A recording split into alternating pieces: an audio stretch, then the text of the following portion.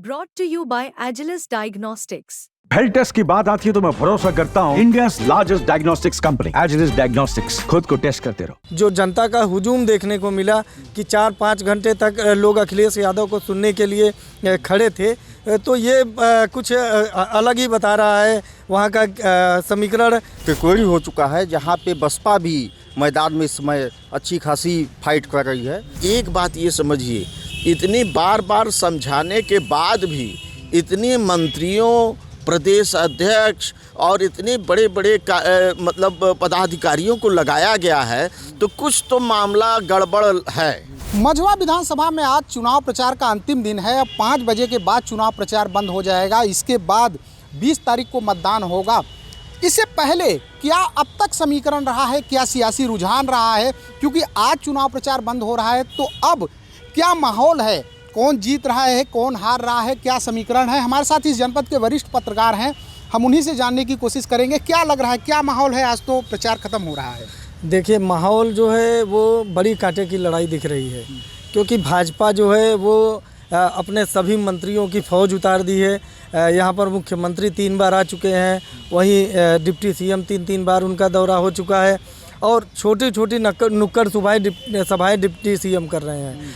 और समाजवादी पार्टी की तरफ से भी हर बिरादरी के, हर कास्ट के नेता अपने जातियों में जाकर अपना पैठ बना रहे हैं। तो लड़ाई इस बार जो है वो काफ़ी कांटे की दिख रही है।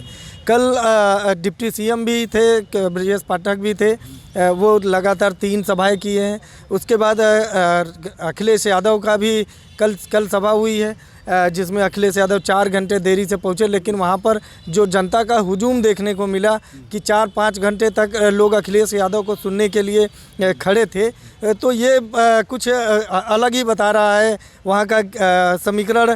जो चुनावी समीकरण है वो बता रहा है कि इस बार जो मजबूत दिखाई दे रही वो समाजवादी पार्टी से, जिसकी भी लड़ाई है उसकी समाजवादी पार्टी से लड़ाई है। बसपा का क्या रोल है अभी तक? बसपा का रोल भी बहुत ही अहम है, क्योंकि जो ब्राह्मण कैंडिडेट हैं और बेदाग छवि के कैंडिडेट हैं, तो जहां तक हमें लग रहा है कि ब्राह्मणों को बहुत ज़्यादा बीजेपी डैमेज नहीं कर पा रही है, क्योंकि ब्राह्मण का एक नारा लोग आपस में दे रहे हैं कि जिस देश जाति में जन्म लिया बलिदान उसी पर हो जावे। तो ये जो नारा चल रहा है ब्राह्मणों में, तो ये कहाँ तक कारगर होगा ये तो 23 तारीख को गिनती के बाद ही पता चलेगा, लेकिन बीजेपी को ही ज़्यादातर नुकसान उठाना पड़ेगा। तो रिपीट नहीं हो रही है आपके हिसाब से? जो 22 का जो माहौल था, ये जो जीते थे लगभग 30-32 हज़ार से जीते थे विनोद बिंद, तो रिपीट नहीं हो रही है? देखिए, विनोद बिंद जीते थे वो सिंगल बिंद थे। यहाँ पर रमेश बिंद की बेटी भी है, वो भी सिंगल बिंद है। तो यहाँ पर बिंद बाहुल्य और ब्राह्मण बाहुल्य निर्णायक होता है।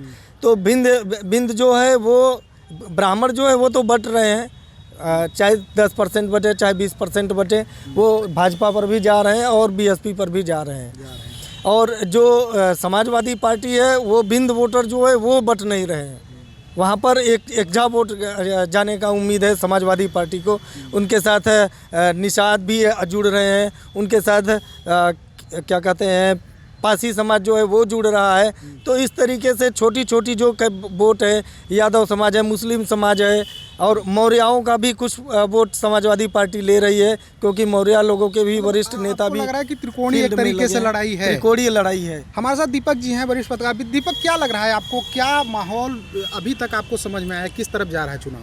माहौल जहाँ तक अभी सपा और भाजपा के बीच में देखने को दिखाई दे रहा था, इस समय मामला यहाँ पे टिकोरी हो चुका है, जहाँ पे बसपा भी मैदान में इस समय अच्छी खासी फाइट कर रही है।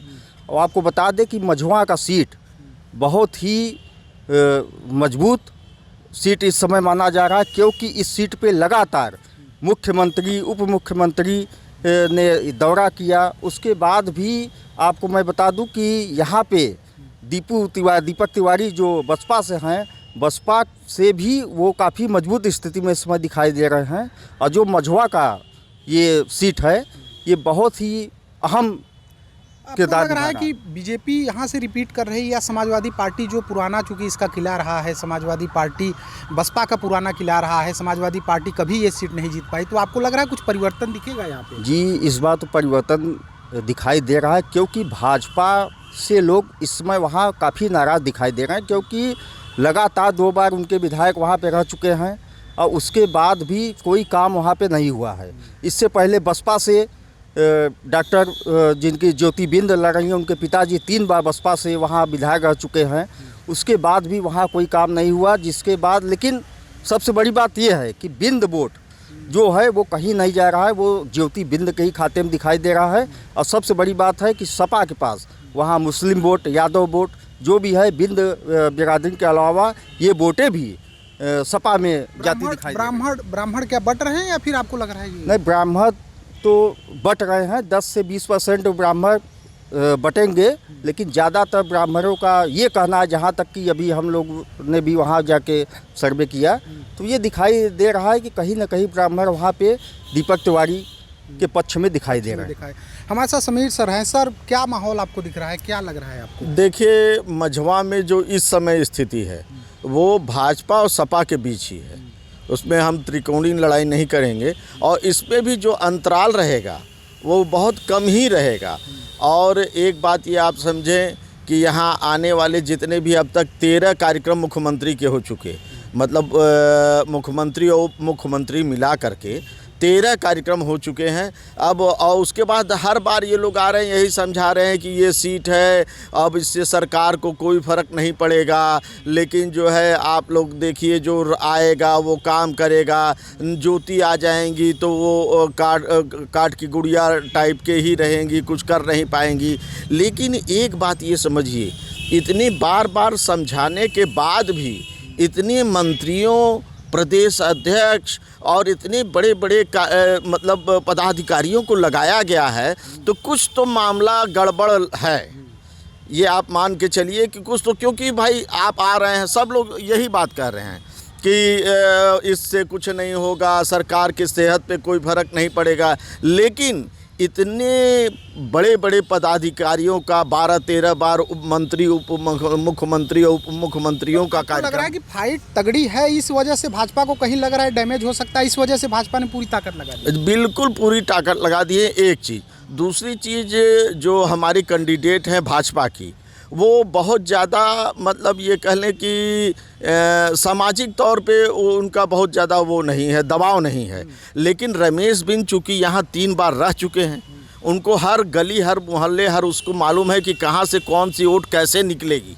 तो वो छोटी बिरादरियों में ये इनका पीडी वाला जो ये फार्मूला है, इसमें यादव मुसलमान में, और इसमें वो खूब तन मन से लगे हुए हैं कि हर तरीके से कि कहाँ से कौन सी वोट कैसे निकलेगी। तो आपको लग रहा है कि समाजवादी पार्टी का खाता खुल सकता है, जो माहौल दिख रहा है, या फिर भाजपा रिपीट कर रही है, या बसपा चूँकि 5 बार जीत चुकी है तो बसपा भी आ सकती है? मतलब आपको क्या लग रहा है, सपा इस बार खाता खुल सकता है? सपा और बसपा की बहुत, हमने कहा ना कि बहुत कम अंतराल से ही रहेगा।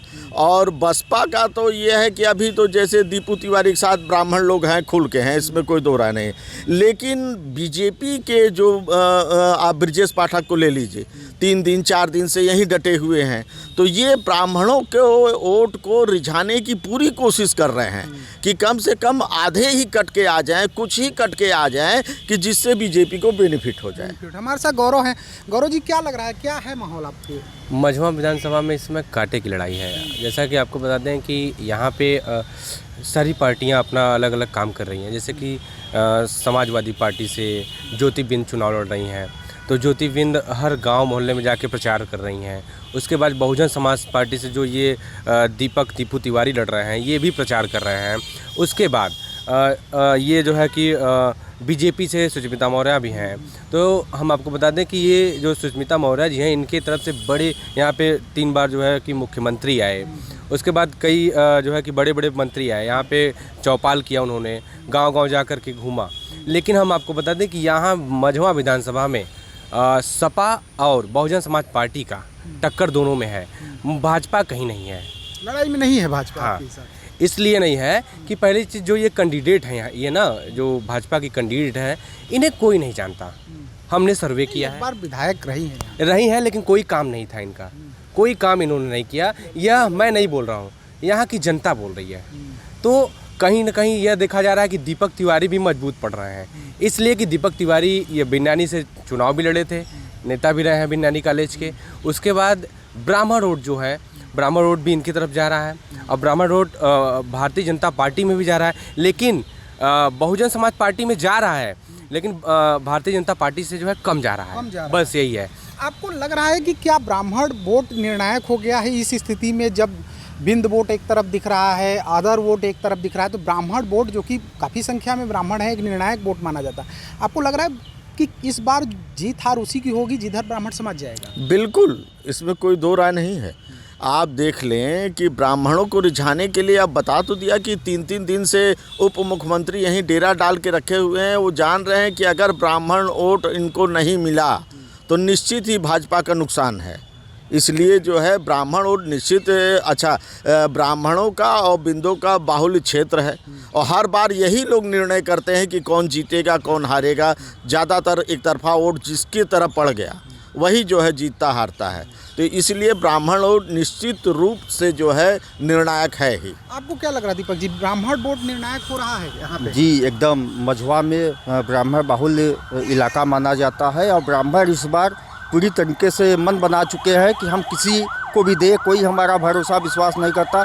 सबसे बड़ी बात यह है कि यहाँ पे प्रबुद्ध सम्मेलन करते हुए यहाँ पे दिखाई दिए ब्रजेश पाठक, जो कि ब्राह्मण वहाँ पे पार्टी के लिए ब्राह्मण वो हैं, लेकिन सबसे बड़ी बात यह है कि इसके बावजूद भी वहाँ के ब्राह्मण इस बार दीपक तिवारी के पक्ष में ही दिखाई दे रहे हैं। क्या लग रहा है विजय जी, क्या माहौल इस समय ये एक तरीके से ऐसा हो गया है कि ओबीसी एससी वोट बट रहा है और चूंकि ब्राह्मण यहाँ पे एक निर्णायक वोटर हैं, यहाँ पे संख्या भी बहुत अधिक है, तो ये वोट काफ़ी निर्णायक होने जा रहा है, जिसको चाहेगा वही होगा। देखिए पहले से ही चला आ रहा है कि मझवा विधानसभा में जो भी चुनाव होते आ रहे हैं वहाँ पर अगड़ी बनाम पछड़ी की लड़ाई होती है। तो बीएसपी से जो प्रत्याशी है वो ब्राह्मण है और ओबीसी कैटेगरी के और एससी बिरादरी के जो लोग हैं वो लोग ये नहीं चाहते कि सवर्ण कोई यहाँ से जीते। पंडित लोकपति त्रिपाठी के बाद हमने तो नहीं देखा कि कोई यहाँ से सवर्ण बिरादरी का आदमी जीता है चुनाव।